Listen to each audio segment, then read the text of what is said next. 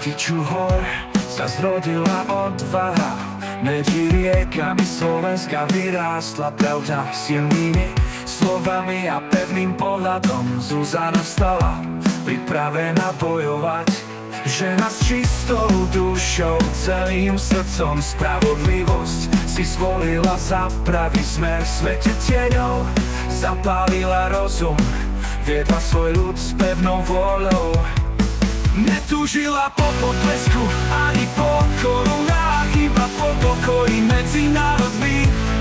Priniesla hlas tam, kde mlčali všetci, a pokojom umlčala strach. Zuzana, svetlo v nociach bolesti, štít slabý, bez slávy. Jej ruky stávali mosty, nie múry, a jej kroky tvorili čistejšie časy.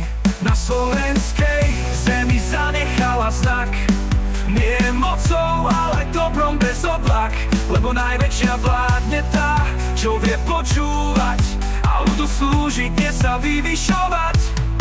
Jej oči videli viac než len dnes, jej činy hovorili pravda príde bez tiesne. Spravodlivosťou rozsvietila cestu a v duši ľudu zanechala stopu pevnú.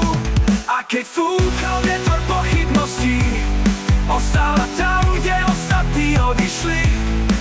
Nie z pýchy, nie bez slávu, ale z lásky, z čistého práva.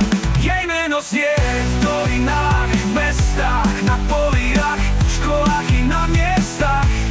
Nie ako legenda, ani ako kráľovná, ale ako tá, čo kráča objíma.